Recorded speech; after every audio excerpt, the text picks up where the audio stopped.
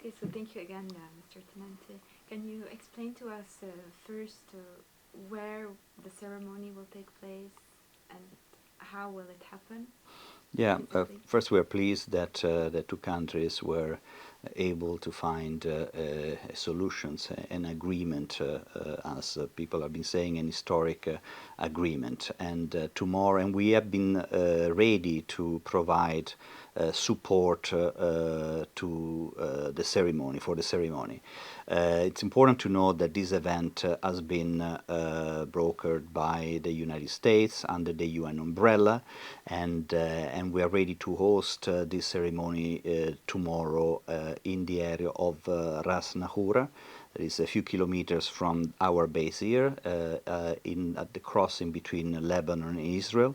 It's inside Lebanese territory. That's the area where we usually have our tripartite meeting, our regular meeting with both parties are meeting together, IDF and Lebanese army, on a regular basis since 2006, and that will be the same location. In relation to other details, they are not with me. You will need to check with the U.S. State Department because, as I said, we are only dealing with the logistics, and we are glad to assist them with this event. So physically, the Lebanese delegation will be facing the Israeli delegation in the same room. No, the event, I still don't know, as I said, all the details. Will probably be outside. And as we had for the other negotiations that took place in the same place in October 2020, for the same reason where we hosted the negotiations at the time, the two delegations were in two separate places. So there is not going to be the delegation being together. Tomorrow the event will be an handover event where the parties will be there and handing over the agreement to the U.S. Mediator Hochstein. Do we know what diplomatic presence will be there? All this information are with the U.S. State Department. We don't have information about the delegation. As I said, our role is to host them, is to assist them, is to prepare all the logistics and cover the event. But all the other details are with the U.S. Embassy, U.S. State Department. Okay, can we talk about the ceremony, or how do you describe the event tomorrow? As I said, tomorrow the event will be a handover event where the agreement will be handed over to the U.S. mediator under the umbrella of the United Nations with UNSCO. Okay. If I'm not mistaken, and you're emphasizing on the U.S. role in these negotiations and the deal, there's no role for UNIFIL in ensuring the implementation of the deal. So it's not mentioned in the deal. It's the role of the U.S. that's going to be the arbitrator or the guardian of. Exactly. The U.S. With Hochstein is the country and that has been negotiating this deal, but under the UN umbrella. So the UN will also be and always be the custodian of the agreement. So that's important to emphasize. The UN will be in the ceremony, will be, as I said, under the umbrella of the United Nations. But the deal, as I said, was brokered by the United States. And even if no role of the UN is mentioned in the text of the deal, it's still going to be the guardian of the deal.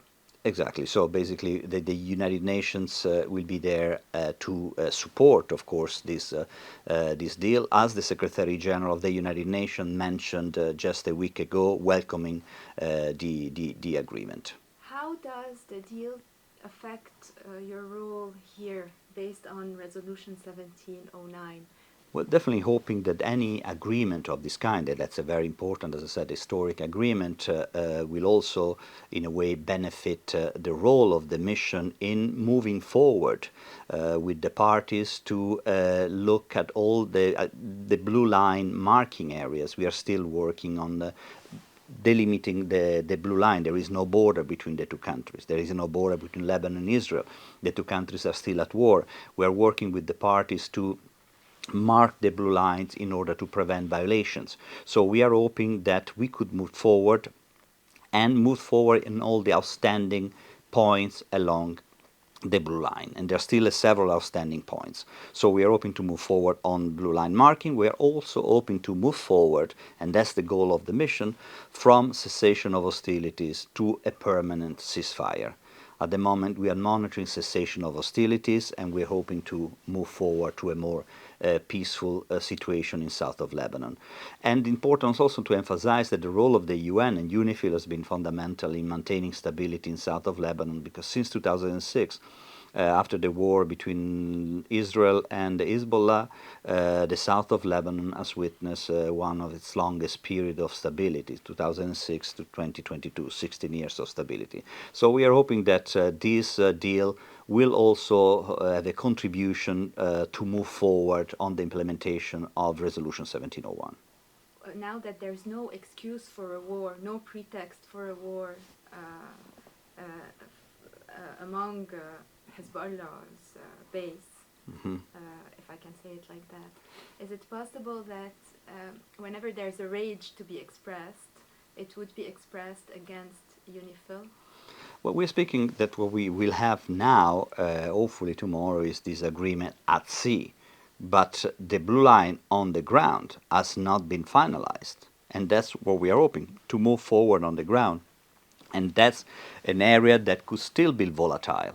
So it's stable at the moment, but it's still a volatile area because there is no border. And we have seen from recent past events there have been exchange of fire between the parties, exchanging or throwing, launching of rockets, retaliation from the Israeli side. We still have daily air violations from the Israeli side. We still have the village of Gajar that has been divided in two by the northern part of Gajar is under Israeli occupation since the beginning. So it's important that these are still outstanding issues that we need to sort out. So the space for tension is still there, and that's why it's important that the mission needs to move forward with the commitment of the parties. So the issues that we are dealing now is maritime, oil negotiation that has nothing to do with the work of UNIFIL.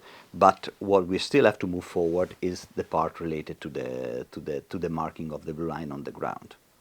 And are there any concrete elements, signs of progress that are appearing to you, actually? Well, the progress and the positive aspect of the moving forward is that we are still able to talk to both parties, that we are able to convene a meeting every 6 weeks with the tripartite, with IDF and Lebanese army, sitting in the same room, discussing issues related to the implementation of 1701 and how to move forward.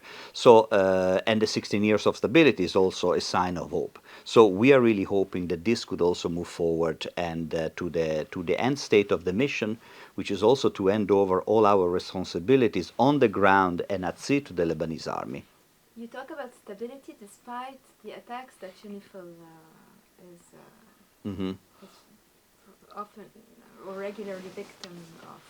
Yeah, let's say that the majority of our activities have been carried out by our troops with no problems. We cover all the area of operations. We have over 400 activities per day, so it's a large number of activities. So the number of incidents that are deplorable are a very small number compared to the large number of activities we are carrying out on a daily basis. And not only activities along the blue line, but also activities with local communities. We have been providing assistance to the local communities for a long time, and it's not only support to the population with the project, but also medical activities, dentists, veterinaries, replacing and generators, redoing roads, streets, schools. So there is a lot of work that is carried out by all the contingents and by UNIFIL. We have 48 troop contributing countries at the moment, with over 10,000 troops on the ground contributing to stability.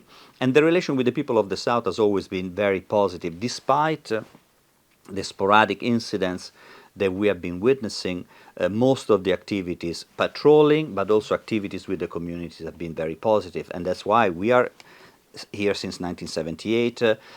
Families of international staff living in the south, they're living in Tyre, and there are kids going to school in Tyre. So we are living with the communities, and that's something that we have been doing since 1978, and with 2006, after with Resolution 1701, even more, because the number of troops has increased and also number of staff. So in general, the situation has been stable, despite the sporadic incidents that we have been exposed to.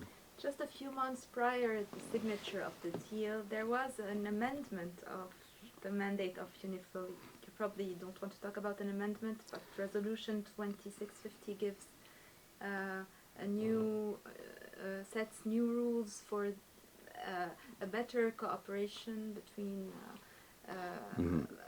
UNIFIL and the army, a larger action, marge de manœuvre.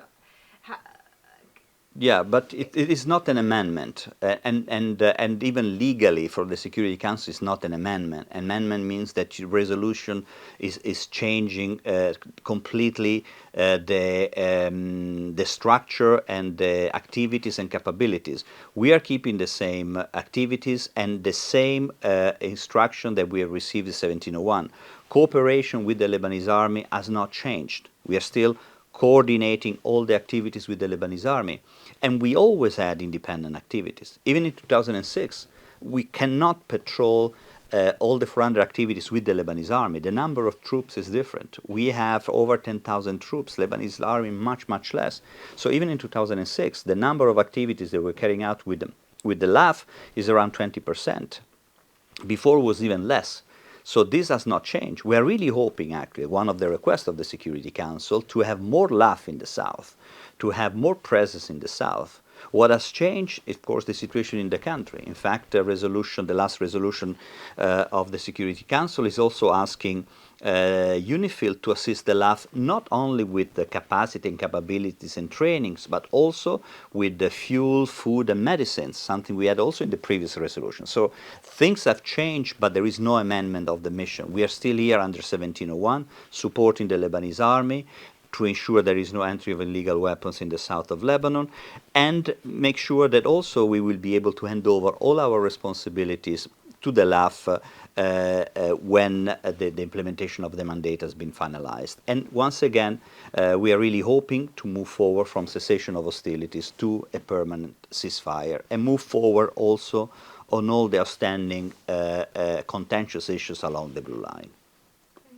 Thank you very much. Thank you.